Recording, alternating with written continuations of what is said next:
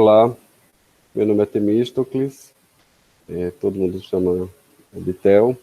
Eu fui orientando da professora Mariane ainda na graduação, fizemos 3 anos de pesquisa de iniciação científica, depois fiz mestrado e doutorado sob a orientação dela. O doutorado foi feito com um período de sanduíche na Universidade Federal do Rio Grande do Sul, sob a orientação do professor Valdir Flores. Bom, vou falar um pouco da pesquisa do mestrado e depois da pesquisa do doutorado. Hoje eu sou professor da Universidade Federal Rural de Pernambuco, atuo na graduação em letras e no programa de pós-graduação em estudos da linguagem. Foi um programa que eu ajudei a fundar, eu participei da proposta inicial e nós iniciamos as atividades no ano passado. Vou falar um pouco agora inicialmente da pesquisa do mestrado e, na sequência, da pesquisa do doutorado.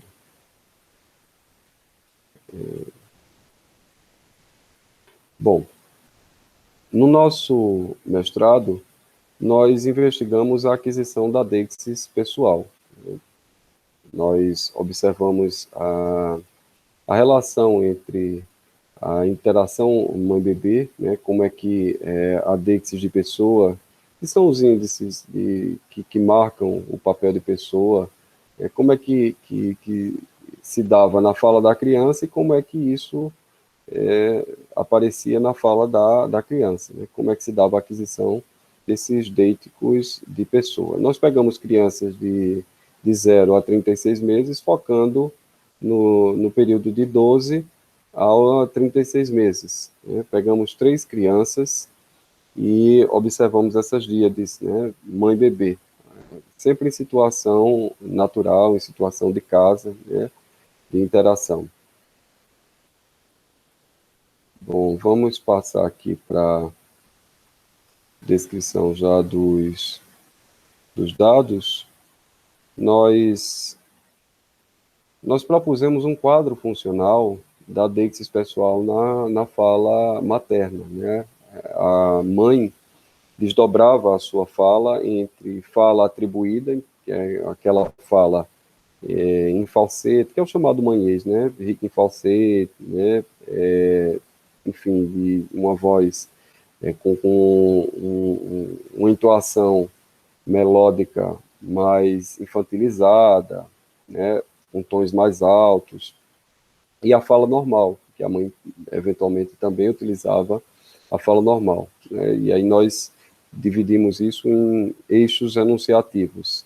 E aí nós observamos que nesse quadro funcional, nós tínhamos uma oscilação muito grande da marcação desses papéis de pessoa, né? Ora a mãe colocava a criança como um sujeito enunciador, ora a mãe colocava a criança como um sujeito enunciado, né? Ela marcava o papel da criança tanto com a primeira pessoa, como aquele que falava, como também com a terceira pessoa, né, aquele a quem ela se dirigia dentro dessa fala atribuída. E aí nós fizemos um levantamento quantitativo nas 3 díades, né, vou mostrar aqui 3 gráficos, né, que foram extraídos a partir da díade G, mas esses dados também são bem similares aos dados observados nas outras 2 díades. Nós vimos que, num primeiro momento, há um volume considerável de deíticos com marca de terceira pessoa na fala da mãe, né? E isso vai trazer consequências para a fala da criança, né? A criança também vai começar se marcando muito com marca de terceira pessoa. Então é comum a criança dizer assim, Gabriel está com sede, Gabriel está feliz, Aline quer sair, enfim, mesmo para se referir à primeira pessoa. Nos primeiros meses, então, há um volume mais considerável de deíticos de terceira pessoa na fala da mãe, e a criança vai começar a se marcar assim. Num segundo momento, a gente vai ver que a mãe passa a preferir os deíticos de primeira e de segunda pessoa, né? E a criança na fala da criança ainda prevalecem os deíticos de terceira pessoa, nós observamos isso aqui nesse gráfico, e num terceiro momento nós observamos um certo equilíbrio, né, entre os deíticos de terceira, com marca de terceira pessoa, e os deíticos com marca de primeira e de segunda pessoa, com um discreto predomínio dos deíticos de terceira pessoa, né, na fala da mãe. Mas, assim, ainda o equilíbrio entre eles, né? Na fala do bebê também já prevalece os deíticos de primeira e de segunda pessoa, mas esses dados se equilibram. Bom, a partir dessa análise mais quantitativa, nós propusemos 3 movimentos, né, da criança em relação à marcação dos papéis de pessoa. O primeiro movimento é o movimento de ocupação na estrutura enunciativa da língua, né? A criança vai falar algo, no momento em que ela enuncia em função do outro, ela já deixa claro que está ocupando um lugar na estrutura enunciativa da língua. O segundo movimento é marcado pela conjunção e disjunção, né, da marcação desses papéis de pessoa. Então, ainda há uma oscilação muito grande, né, na referência, né, se a referência é a primeira, se é a segunda, mas ela já busca marcar o seu lugar na estrutura da língua. E o terceiro movimento é um movimento em que a criança passa a fazer uso mais discriminado, né, da marcação desses índices de pessoa. Bom, os dados que foram analisados deixam claro que há uma relação entre o modo com que a mãe enuncia, né, para a criança, na relação com a criança, e a marcação do papel de pessoa na fala da criança. Essa dissertação, ela rendeu bastante, né? Nós ainda não publicamos os dados que foram observados ao longo do processo de construção da pesquisa, mas breve nós devemos publicar. E essa dissertação, eu fico muito feliz, Mariana também, à época, ficou bastante feliz, ela recebeu um prêmio de melhor dissertação de linguística do Norte e Nordeste pelo GELNE, e nós ainda vamos publicar, né? Já publicamos alguns artigos, mas ainda vamos publicar a pesquisa na íntegra. No final do mestrado, ainda agora falando do doutorado, nós fizemos uma disciplina com Mariane no programa de pós-graduação em letras. Eu acho que foi a última disciplina que Mariane ministrou pelo PPGL, na UFPB. E o nome da disciplina era Aquisição e Patologias da Linguagem. E o trabalho final da disciplina era, a gente deveria pegar algum transtorno de linguagem, né? Nós discutimos vários transtornos de linguagem, discutimos gagueira, surdez, autismo, síndrome de Down, bom, vários distúrbios.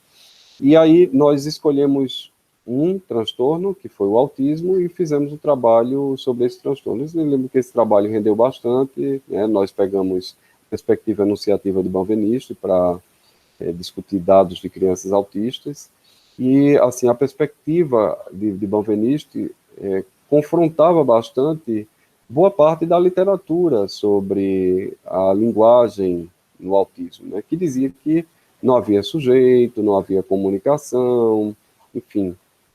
Naturalmente, os dados espantavam por serem dados que resistiam à inserção em qualquer regularidade, né? A fala da criança autista, ela interroga bastante esse lugar que tenta enquadrar a fala da criança dentro de uma regularidade. Mas nós partimos da premissa, com base numa perspectiva enunciativa, de que a criança está na linguagem, o homem está na linguagem, e vai, de alguma maneira, se marcar em sua enunciação. O título da tese foi A Criança Autista na Hiperlinguagem, da categoria de pessoa, a singularidade do sujeito no processo de enunciação. E aí, eu vou passar a um quadro que nós esboçamos, nós que propusemos aqui para consideração. Esse quadro é bastante ilustrativo do que nós discutimos na tese. Primeiro que nós dividimos a enunciação em dois planos, o plano da implicitação e o plano da explicitação. Né? O plano da implicitação traz aquilo que está implicitado na enunciação, aquilo que é condicional para que o indivíduo venha a enunciar. E aí, nesse plano, estão as categorias de pessoa, de espaço e de tempo, né, que formam o que nós chamamos de bases enunciativas da linguagem. Né? Nesse plano, estão também linguagem, naturalmente, para ter categoria de pessoa, de espaço, de tempo, nós temos de ter linguagem, nós temos de ter o outro, portanto, nós temos de ter intersubjetividade. E no plano da explicitação, nós temos os índices, que são esses índices, né, linguísticos convencionais, né, de atualização dessas categorias. Os índices atualizam sempre as categorias. Nós temos os índices de pessoa, como eu, tu, né, meu, minha,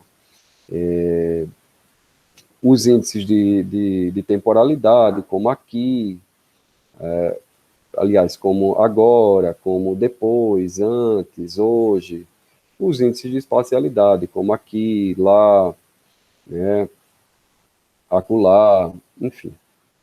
Eles estão no plano da explicitação, ou seja, eles explicitam a instauração da categoria, né, das categorias, que estão sempre implicitadas no processo enunciativo. Bom, a partir dessas observações, nós passamos a analisar os dados. Vou pegar um dado aqui, nós fizemos, diferente do que fizemos lá na dissertação, lá nós fizemos um levantamento quantitativo também, né, buscamos combinar as discussões qualitativas, interpretativas, né, sobre os dados com um levantamento quantitativo. Aqui nós não fizemos levantamentos quantitativos, porque os fenômenos, com exceção da ecolalia, que nós também observamos, né, a fala ecolálica, problematizamos o estatuto da fala ecolálica na fala da criança, tudo com base nessa perspectiva enunciativa, mas a fala ecolálica era mais recorrente na fala da criança autista. Nós buscamos fazer uma discussão mais interpretativa, realmente, dos dados, porque não víamos tanta recorrência. Os fenômenos, às vezes a criança falava uma coisa e isso não ficava se repetindo ao longo das sessões. Essas crianças estavam, desculpe não ter colocado no início, em situações clínicas de interação. Então, são dados de interação aqui entre a criança e a terapeuta. No caso de uma criança, a gente tem que a criança, que é Larissa, né, que é uma criança que aparece numa outra pesquisa orientada por Mariane, ela interage com a família, então há gravações de situação de casa. Bom, essa criança aqui, que é Estênio, ele tem 7 anos e ele está numa interação, numa situação clínica lá, né, de uma terapeuta, e eles estão cantando uma música, né? A criança canta bastante essa música, o sapo não lava o pé, e aí a terapeuta, ela dá continuidade à música, né? Não lava o pé, não lava porque não quer, aí ela dá continuidade, ele mora lá na lagoa, não lava o pé porque não quer. E aí ele vai e fala, e a gola quená. Naturalmente, veja, nós temos algumas questões aqui. A própria transcrição da fala, né, dessa criança é um problema, né, porque aqui já traz uma certa interpretação, daquele que transcreve sobre a fala da criança, esse processo de segmentação, será que a segmentação era essa mesmo? Eu não vou entrar nesses detalhes aqui. O fato é que a criança falou, né, ou com essa disposição, ou com outra disposição, mas ela falou e agora quená. E aí, analisando, nós observamos que houve um rearranjo dos elementos na estrutura da língua. Vejam que o lá se repete, né, na expressão lá na lagoa, o lá se repete.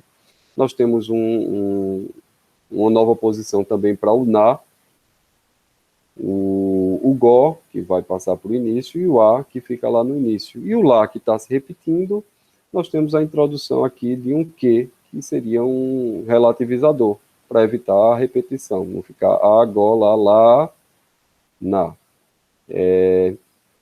Bom, o dado, naturalmente, ele é passível de muitas interpretações, mas, no nosso entendimento, houve aqui um rearranjo da estrutura da língua. Ocorreram outros rearranjos no processo nós observamos em outras crianças outros rearranjos. Nós estamos colocando esse aqui só a título de ilustração. Em um dos últimos textos de Benveniste, ele afirma que o locutor, ao se apropriar da língua, enuncia sua posição por meio de índices específicos de um lado e, de outro lado, por meio de procedimentos acessórios. Os índices específicos dizem respeito àquilo que nós chamamos de bases enunciativas da linguagem, as categorias de pessoa, de espaço e de tempo. Elas formam o que Benveniste tem chamado de índices específicos, enquanto que os procedimentos acessórios têm a ver com todos os processos de sintagmatização, de estruturação, né, das estruturas linguísticas. Naturalmente, para que nós enunciemos, nós precisamos, né, de alguma maneira, ocupar um lugar, né, em relação a essas categorias de pessoa, de espaço e de tempo, e nós precisamos também proceder a operações sobre a estrutura da língua. Acontece que na fala da criança autista, o estatuto desses dois elementos, né, desses dois processos, ele se vê invertido. Aquilo que na fala de um indivíduo não autista, normalmente assume um papel de índice específico, na fala da criança parece se tornar um procedimento acessório. Enquanto que aquilo que na nossa fala é um procedimento acessório, parece assumir um outro estatuto. Porque na fala da criança nós não vamos encontrar a marcação, isso nesses dados aqui observados, nós não vamos encontrar a marcação da categoria de pessoa, das categorias de espaço e tempo, seguindo os índices comuns da língua. Nós vamos observar um trabalho de rearranjo na estrutura da língua. E isso nos levou a propor que há uma mudança de estatuto desses procedimentos e dos índices na enunciação da criança autista. No entanto, a criança autista, ela marca, sim, o seu lugar de pessoa, ela marca o lugar do outro, né? E, ao mesmo tempo, ela se singulariza no processo de enunciação. Então, para além da categoria de pessoa, há um processo de constituição do sujeito na enunciação. A enunciação, ela cria formas de marcação desses lugares de pessoa. Bom, a pesquisa é bastante extensa, né? Recentemente nós tivemos um artigo publicado, inclusive na revista Linguagem e Ensino, né, sobre formas complexas de discurso, né? Nós consideramos a enunciação da criança autista, que na enunciação da criança autista há formas complexas de discurso.